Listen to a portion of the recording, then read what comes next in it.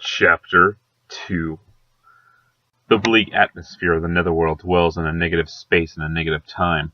So does the intense inundatory feelings of Glinda Goodwitch for her employer and friend, Professor Ozpin, burn greater than a toilet paper shogun on Halloween.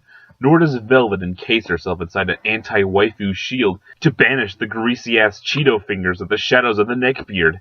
An anti-waifu dome as magnificent as the bubble of Atlantis in olden days before Mormon Jesus blessed the soil of Remnant with his feet and destroyed the world fig tree.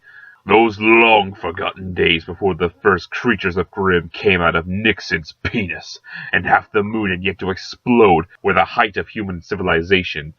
Eons ago, when humans could fornicate with faunas, and Atlantis still shone as a symbol of atheism, euphoric not because of some false Mormon Jesus, but enlightened by one's own intelligence, and protected by a great dome shield crafted from the finest glass fedoras forged from dust. The world had been in a state of true MLG euphoria in the days of Atlantis. But then everything changed when a man named Cain couldn't keep it within his trousers and copulated vigorously with his faunus sister-in-law Abel. Imagine such a catastrophic outcome, mere mortal man daring to not only commit the first non-consensual sex, but performing such an act on his own flesh and blood.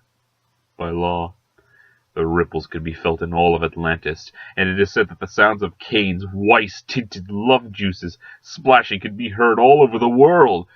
Unfortunately, Abel was a deer-based faunus and had a great set of antlers upon her head, with the ability to contain all the diseases that would ever exist inside them, safely away from all intelligent life.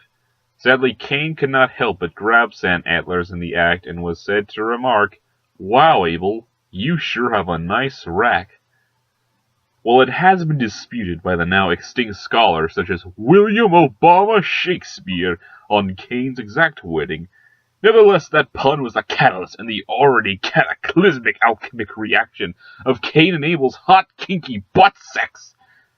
The dome of Atlantis collapsed and the great city was subsequently flooded by the Sea of Mountain Dew.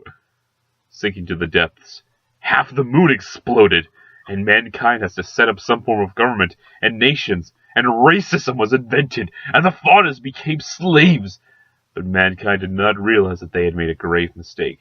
Of course, nobody gives a shit about the faunas, but when they created government, they did not predict the rise of Richard Nixon, and thus the rise of the creatures of Grimm.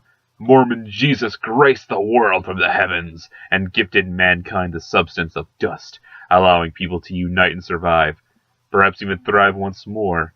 But the world would only ever have one Atlantis, one true golden age, now at the bottom of an endless ocean of Mountain Dew. So Glinda was shoving a big cucumber into her ass as she smacked a curler with the riding crop she always carried, thinking about Professor Ozpin and his sexy-ass spectacles. She was in the academy cafeteria, now closed in the middle of the night.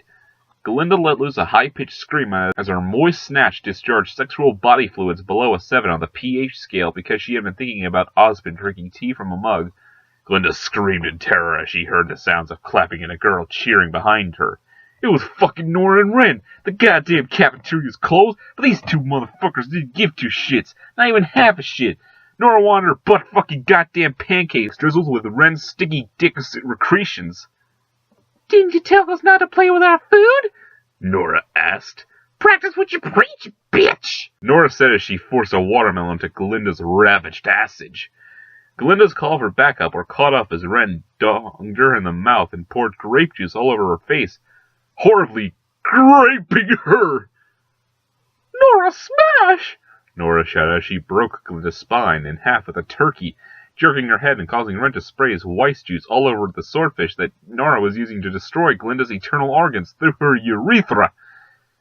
Nora promptly removed the moist, festering swordfish and ate it. Meanwhile, Ren was forcing Glinda to drink all the fucking soda straight from the vending machine. Nora smeared Glinda's bleeding vaginal walls with her face as she inserted her head while choking Goodwitch with a link of sausage.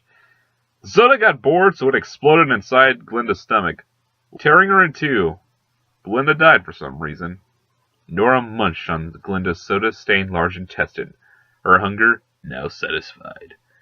They put her remains in the meat grinder and dumped it into the cafeteria soft serve machine. They kept her head. Nora peed all over the broccoli while giving herself a Hiroshima size enema with all the ketchup, mustard, and mayonnaise, barbecue sauce, honey mustard, and ranch packets. The next day, Ren mailed Glinda's wrecked head to Ozpin, while Nora snuck into the Rwby dorm while the team was gone and took a massive condiment-infused shit dump directly into Blake's litter box.